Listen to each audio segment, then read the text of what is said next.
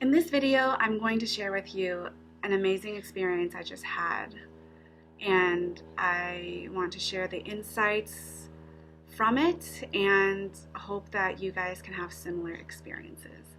So, I just had the first super solo trip I've had in years. Actually, I've never had a trip like this because my last solo trip a few years ago actually had somewhat of an itinerary made by others, and there was like a group meeting every day, so I had to interact with a lot of people. So this one was just me alone camping in the woods for a week. And why did I do this? So I was super inspired because I was led on this trail in Sedona a few weeks ago. It was an herb walk because I love plants. And my instructor led me on this trail that was like the rainforest, and I had no idea that the desert could be like this. And it reawakened my spirit and my child self. And I haven't felt like that in such a long time. So when I came back home, I was like, I need to go back. And I longed for it so deeply. It seemed like such an impulsive decision. But as the idea mulled on me longer and longer, I was able to see clearly what I needed. So the reasons why I did this was because I realized I was having really crazy dreams, like I always do, but they were getting like really crazy. And I'm like, what is me? What is influence from entertainment, the fear from the news, from my parents, from the messages in our field? What is me? I don't know because I'm constantly being distracted all the time. So I wanted to know what was me. Another reason was I wanted to be outside of Wi-Fi. I wanted just no energetic barriers from me and the connection to the source around me. I didn't want any responsibilities. I've been a kind of a caretaker my whole life in some way towards someone or something. You have to take care of your house, or you have to clean, you have to figure out what you're going to eat, you have to interact with people. So I didn't want any of that. And I've never been in a situation where I haven't had any of that. So I'm like, now is the time. I want this. Because, you're not supposed to be instantly connected to, you're supposed to choose. And with the advent of instant messaging, email, and the phone, you can basically be contacted anytime that anyone wishes. So that is really distracting to your soul. That is really distracting to your soul. So I was really excited to just get away from everything and just feel myself for once.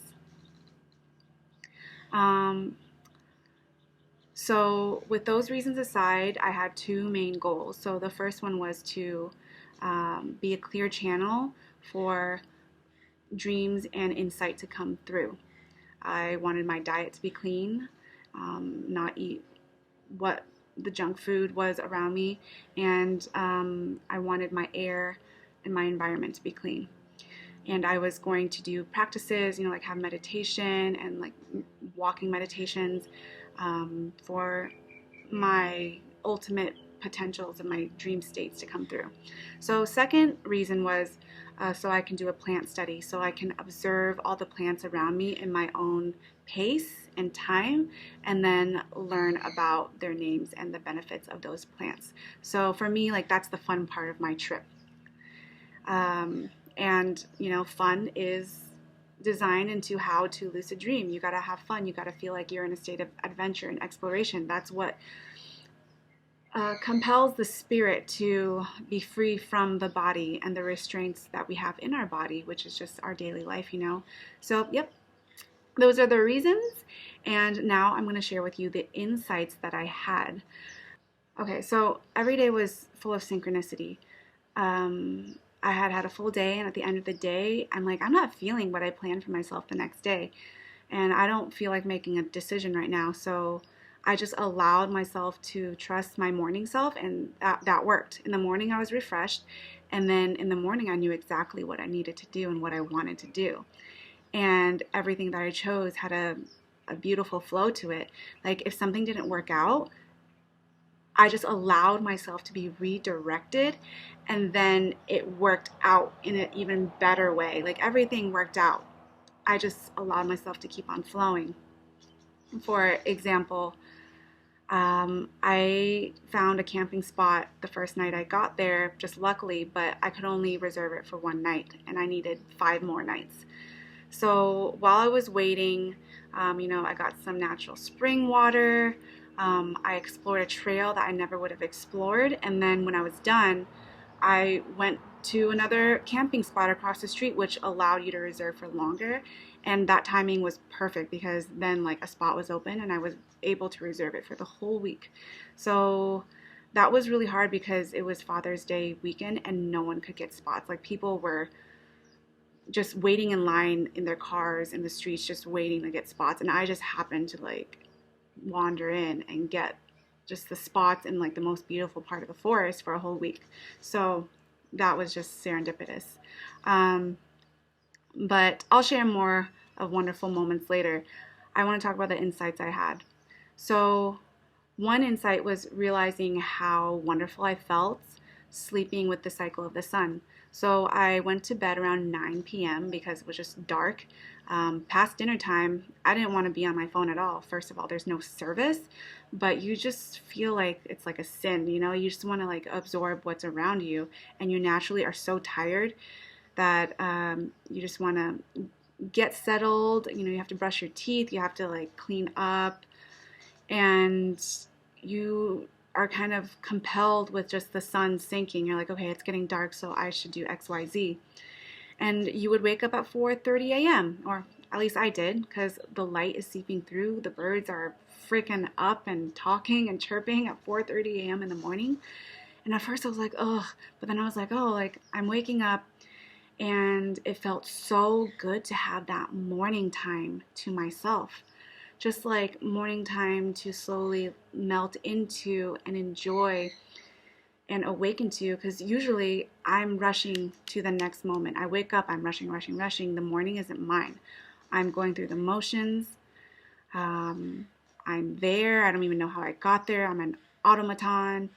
It's just automatic. So having time to yourself, having space to be slow and absorbing is so important. And when I was done with my errands, I was still the first one up at 6 a.m., like ready to head out onto the trail. And my camp hosts actually were like, we haven't seen you all week. And I was like, oh, because I was up adventuring, the first one out. And they were really happy to hear that. So yeah, being in tune with the rhythm. And so I'm going to do that back home. After dinner, I'm not going to be on my computer or on my phone. It's going to be really hard, but I've just got to schedule the rest of my day that way. And then I'm going to be in bed by 9 and then wake up at 4:30 a.m. It's going to be torture at first because the light's not seeping through, but it'll be a good habit. And so the next thing was that I realized, wow, we are being trained to have blockages around us while we're in the city. We have been trained to build a barrier around us so natural wisdom and insight isn't coming through, and it's harder for our spirit to travel. So being out in nature, you have to be constantly open and aware in all of your senses. There are times where I thought the path looked like a path, but no, the dirt was actually a rock, a raised rock, and I almost tripped. You have to have your ears open, listen for bears and their babies, or just see around you so you're not running into like 1,000 spider webs. You're open and you're constantly receiving at the same time because you're not blocking anything out. So you're actually blocking a lot of things out in the city, and the act of blocking, you're not just blocking things from coming through, you're blocking things from going out too. It's like a two-way barrier. So in the city, how are we being trained to block things? Well, advertisements are probably coming through. You might have saw one before watching this video. We're constantly trying to fast forward through things. The social media that we go through is so fast paced. Everything is trying to catch your attention in a shorter amount of time. It's trying to relay an idea in a shorter amount of time. You're getting the main points without the real meat and details of something, because our attention span is just being trained smaller, smaller, and smaller. You're constantly distracted by emails, by notifications, by text messages, by pets, by children, by your friends, your spouse. It's hard to be yourself, there's entertainment, there's shows to watch, there's new places to go, there's new places to eat. It goes on and on and on. There's new holidays that you have to celebrate. There's all these priorities and expectations and social expectations. It's hard to just be yourself. So there's a lot of things going out there, but when you're in nature, none of those things exist. None of those things matter. We're not celebrating Halloween in there. We're not celebrating Valentine's Day in nature. We're just trying to get to the next step without falling on our faces. So that openness, that instant immersion in nature just causes us to receive and transmit, and everything's so open. So yeah, if you're having trouble dreaming, get out into nature. I recommend it. So I've been trying to figure out what this alien mark on my body I received for a long time.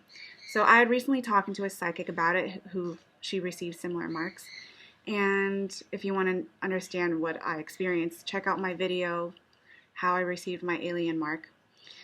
So I had a different point of view, a different aha moment when I was sleeping in my tent the first night.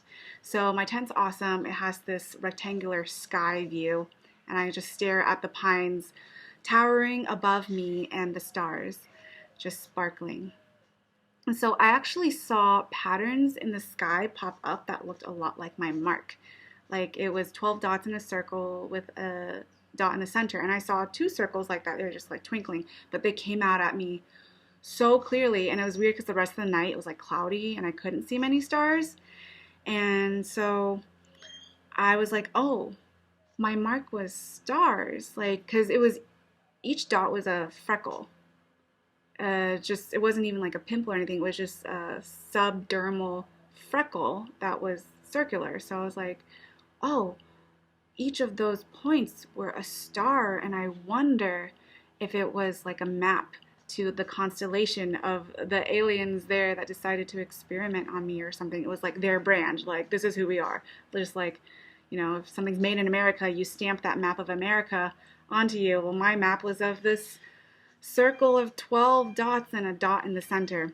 And I had another friend, very educated friend in astrology and all of this stuff. He was like, oh, your symbol was a symbol for the sky itself. And I was like, oh, that's kind of giving me chills. And I liked entertaining the thought of that. As he said, the 12 dots symbolize astrology, and astrology is the sky. So the dot in the center is Earth. So it was just a new idea that I entertained. So yes, that's my mark. Oh, I also forgot about one of the biggest things that followed me after this dream trip. So I dreamt about someone during my dream trip, and then I met them a week later, randomly. So yes, I dreamt of this person, and her name is Rhea. And I wrote her name down in my dream journal. And in my dream, I was introducing her to another psychic friend, and we were just sitting there being psychic together and then learning about magic. And in that dream, you can read about it on my blog, magic was happening all around us. And we were like students or observers or something. So I had met Rhea a few months prior on an art project. And I had run into her again the following week, which was just a few days ago. And I was blown away because I did not know she was going to be arriving. She was not on the email with the list of names of people who are arriving to this art project. And she actually covered for someone that became sick. So I had no idea she was arriving. She arrived and I was like, oh, hi. I dreamt about you, I immediately told her, because I knew she was open to that kind of stuff. And then we started talking about lucid dreaming, and she was having all these same experiences as me, which is very rare to meet someone like that. And I talk about this to everyone so I can gauge, and 1% of people can talk about this topic with me. So I was like, oh, wow, goody. There's a reason why I dreamt about you, and there's a reason why I'm telling you that I dreamt about you. So she was like, yeah, and I have sleep paralysis, and I have learned how to counter it. And I'm like, how? And she's like, well, whenever I had it, I was scared, but now I just uh, pray and I envision love and light. And I'm like, that's the exact same thing I do in the exact same order I described it. Just check out my YouTube video about sleep paralysis. Like, you're going to be blown away because I'm saying the exact same thing that you came up with by yourself. So she's like, okay, let's have tea. And I'm like, okay, yeah, we're going to talk more. So synchronicities from just this channel, and then following my intuition into the woods, having these dreams, and feeling free to communicate fearlessly with someone else about it. It was a message. So yep, if you'd like to look at more details of my trip, I detail it in my online dream blog, which is lanaintheskydreams.tumblr.com. So check it out there. I had a lot of dreams. I dreamt every single night, and I found fresh valerian root, which helped me with my dreams. I found spagyrics and dream tonics in town at the organic restaurant that I ate at. You know, I trusted that restaurant because they are very high moral, high value, very sustainable source of nourishment. So they were selling all these products, and I trusted all of them. So I got the spagyric, which was made from the pinon tree. It's anyways, it's very in tune with the third eye and helping you open your third eye. And if you don't know what a spagyric is, look it up. Crazy alchemy that you can't just find at any store. So that's why I got it. It was like this bottle was like, no, it was like $65. I'm like, oh my God, I'm gonna get it. And then the dream tonic was just a bunch of these beautiful herbs, like oils, and it was gonna help me dream. So I got them. I took the valerian root, you know, had beautiful dreams, really crazy experiences. You can look at my dream journal online if you want to read about it in more detail, because it's like too much detail for me to talk about in this video. You get bored. But after having all of my dreams, I came to one conclusion, that I need to work on my short-term memory. Because, you know, I remembered a lot of the really crazy moments and I wrote about them, but most of my dreams, like maybe 80% of them, my long-term memory remembered experiencing them and experiencing a long chain of events and good feelings, but my short-term memory lost all of it. So I would wake up in the middle of the night and try to verbalize everything I just experienced. I'm like, okay, I got this. I remember my dream. But by morning, all gone. Can't remember anything. So I'm like, okay, this is not the plant's fault. This is something I have to work on in my waking life. This is not anything that anything can help me with but myself. And so no external factors. This is an internal job. So I'm going to practice memorizing more things, maybe lyrics. I'm going to practice with my photographic memory. I'm going to make up some tests to see what my strengths are with my memory, like whether I remember emotions, colors. I'm going to do different exercises that strengthen my memory and play memory games. I'm going to try really hard to talk into a voice recorder the moment I wake up, so I can start just verbalizing my dreams into a recorder. But that's the last thing I want to do, because when I wake up, my throat chakra is completely closed. I have no desire to want to speak.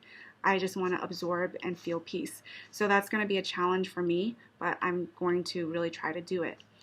So yeah, that was my biggest takeaway on how to improve my dreaming skills from this trip, to improve my short-term memory. Which is really fascinating, because there are two different things, long-term memory and short-term memory. My long-term memory was able to gauge everything that was happening, you know. but it was my short-term memory that needs work. And it totally makes sense that our short-term memory is being messed with on a really deep scale. And it's everything I just told you about, everything that distracts us within the city. You know, I can walk into a room and forget why I walked into it. I'm like, I know I was here for a reason. And you've probably experienced the same thing. So that is my biggest takeaway. And, you know, you guys should go try it. You know, work on your short-term memory, go out into nature, really cleanse yourself. After this part of the conversation, you guys can tune out, but I'm just going to talk about the rest of my trip and all the little magical goodies that I experienced that made me feel so alive. So, some fun moments. I came across this golden retriever corgi in the forest. Someone brought their dog. A lot of people brought their dogs. But this golden retriever corgi was so adorable. He's exactly like what you imagine. And his name was Rooster. Such a cute name. So that was really exciting. On another morning, when I thought I was the only one on the trail, because it was 8 a.m. in the morning, I came across a giant wolf dog. So I was walking up the creek, you know, my feet in the water. It was so magical. I felt like Pocahontas. And this giant wolf dog starts bounding towards me. It's like silvery white. It's gorgeous. It looks like something from an anime movie. You can like write it or something. And then moments after, his elf-like angelic owner walks through, and she's this tall woman with cotton candy pink hair, and she's a sound healer, and her name is Aurora Luna Star. And I'm like, this could only happen to me in Sedona. And then she's like, oh, a hummingbird was just floating above your head and it flew away. And like, she's seeing me in the creek and I'm seeing her on this log with her creature. So it was like a very magical moment, and like we really vibed. And I found out that her practice was next door to the restaurant that I actually eat at. So I've been spending so much time at this restaurant. It's called the Chocolate Tree. And yeah, even the name is magical, that they have their own garden and backyard. You feel like you're in Costa Rica. They grow all their own food or ethically harvest it or source it. It's all organic food, and it's so nourishing. I kid you not, like when I eat it and I'm full, I can't wait till the next day for me to be hungry so I can eat more. It was so nourishing. Your body just recognized it as real food, that it was just like, wow. I felt so good, and I know that it really helped me cleanse and be an open channel, just the food itself. So yeah, that was really wonderful. I found a beautiful camping spot that hugged the creek. You know, you can hear the creek while you're sleeping. I was looking for a spot to have a future dream school retreat, so you know I could take people out with me so that they can experience the same thing. And I found the spot because I'm like, in the desert, where I'm gonna have a beautiful spot that's, you know, still comfortable, that has water. And the reason for that is because I healed myself by the ocean on a yoga retreat years ago. I healed myself from kidney stones, from mental blockages, emotional blockages. I couldn't cry. I got rid of those kidney stones at the end, and it was me being by the ocean. It was just so cleansing and magical. So I wanted the same thing for others. So I found this amazing camping spot in this beautiful camping site. It's the most beautiful one in the area.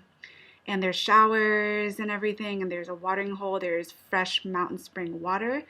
And the spot that I wanted was very, very aligned, because I was looking at the spot. I'm like, this is where I want it to be, because it's not close to the restrooms, it's hugging the creek. I'm like, this is my future spot. But then I noticed something in the spot. Someone had brought a big pet pen, a metal pen, and I was trying to check out what animal was inside of it. And I'm like, that's not a dog. Those look like quails or something. And right then, a truck comes passing by me to park into that campground.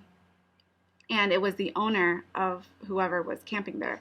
And this guy was like, oh, you're looking at our baby chicks. Do you want to see them? We couldn't leave them at home because they die. And I was like, yes, I want to see them. So these people brought baby turkeys and chicks, like chicken chicks, on their camping trip with them. And so these people had brought their baby chicks with them, and I love birds.